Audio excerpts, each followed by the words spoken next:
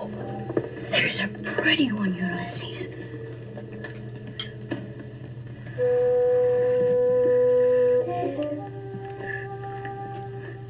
There it is. Hello, BookTube. I'm Shushan, the Book Maniac. Welcome back to my channel and another wee book haul. And that is my minimalistic introduction. Let's get started. 3 books. The first one I have is one that's been I think a BookTube darling and a bookish Twitter darling and whatnot. This is a Catalan novel. The author is Eva Baltasar, and it's called Boulder. And I think this is not her debut. Her debut was Permafrost. Have I got that right? Yes. So I need to get a hold of that and probably read that first. But I could get this quite affordably online, and now I have it. Translated from the Catalan by Julia Sanches. And it is about a lesbian relationship that ends up happening, or some of it ends up happening in Reykjavik. And what else would you need to know? This was originally published in Catalanese, is that how you say that? In 2020, and this edition 2022. Might as well read the first full paragraph, which is about a page long. There are 2 place names. The first 2 words in this chapter are place names that I will not be pronouncing correctly, I am quite sure. And then everything else I think I can do. Crellon, Chiloe. A night years ago, sometime after 10. No sky, no vegetation, no ocean. Only the wind, the hand that grabs at everything. There must be a dozen of us, a dozen souls. In a place like this, at a time like now, you can call a person a soul. The wharf is small and sloped. The island surrenders to the water in concrete blocks, with a number of cleats bolted to them in a row. They look like the deformed heads of the colossal nails that pin the dock to the seabed. That's all. I'm amazed at the islanders' stillness. They sit scattered under the rain beside large objects the size of trunks, swaddled in windproof plastic. They eat in silence, with thermoses locked between their thighs. They wait. The rain pounds down as though cursing at them, runs along their hunched backs and forms rivulets that flow into the sea, the enormous mouth that never tires of swallowing, receiving. The cold feels peculiar. It's possible I've drunk some of it myself, since I can feel it thrashing and bucking under my skin, and also deeper inside, in the arches between each organ. Impenetrable islanders.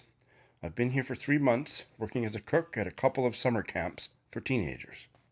In the evenings, I would cycle to town and drink aguardiente at the hostel bar. There were barely any women. It was a worker's ritual. Stained teeth bared in greeting. The jet-black eyes of every family tree that's managed to grow on this salty rock speak to me from their tables. They speak to me for all of the dead. Well, that's pretty intriguing. Here is another work of translated literature, this time from Armenia. And this is rather complicated. It's called A Book Untitled, and it's by Shushan Avagyan. Translated from the Armenian by Deanna, Cachoian-Schanz, if I'm pronouncing that correctly. And this actually sounds fascinating. It is experimental feminist Armenian literature in the form of a translator's diary. I think it might be the kind of book I'd have to be in the right headspace to read. I'll read you the first several lines of Chapter 1. It's actually called Chapter 1.5, and it's titled Letter to Violet. Brave people have formed a line all the way up to the front of the coffee shop at Logan Airport.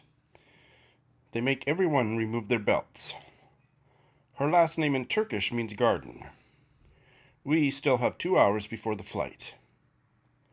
I read couplet by couplet while they compared the translation to the original. When the 3 of us arrived and knocked on the door, she met us barefoot and we stood on the porch for half an hour.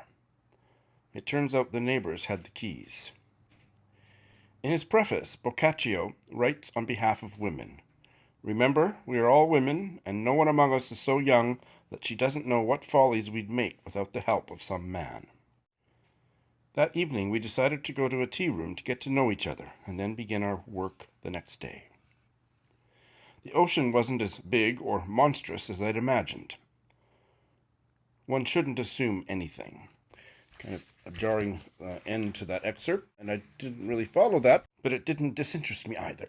I have to say that's a really ugly cover, and you can hardly read anything that's on it. God, they might as well put an ugly Persephone cover on it. Finally, to lighten things up a little bit in this wee book haul, here is a novel that came onto my radar from Bob the Bookerer, and so I think he's done a standalone review. I think that's what I watched that sold me on it. Or no, I think it was an Instagram post, actually. But anyway, if there's a standalone review, I will link to it in the show notes. But this is about an old gay couple. It's called One Last Song by Nathan Evans. That's the only thing I've ever heard about it. I heard from Bob's post, I think it was. It's a romantic comedy about gray liberation. One Last Song, You're Never Too Old to Change Your Tune. We don't need to know anything more about it. Came out this year. And in fact, I think Bob has interviewed the author. I'll link to that too if I'm right. My memory has been like a sieve this year. I'll read the first few lines of the first chapter. The first chapter is called Joan. Well, get her! Hair to shoulder, legs forever, precipitous platforms, and a placard proclaiming gay liberation. Of course, my hair was henned. Can't tell from this picture. Black and white. Grey, really, beneath the patina of soot. I give it a wipe, take a better look. And what a looker I was. Not that I could see it then. That jawline, that denim, looks like it's been painted on. Must have been, what, 71? No, 72. The first London Pride demonstration. When it was still a demonstration. When I was still a young man. The honk of a horn disturbs my contemplation. These old eyes take their time adjusting. My long distance is shocking. Fortunately, this room is not a large one, and I have never been a size queen. He's here! Gladys, Gareth, steps into focus, buttoning a salmon sink blazer. I'm going down. Not the first time she's used that line, I'm certain. Now, put that photograph back where it came from. Gladys has always liked to take control of a situation, except in the bedroom. And do make sure you've got everything. There's no coming back if you forget something this time, Joan. Stop there, but I certainly would like to keep reading. All right, what do you think of these? Thanks for watching.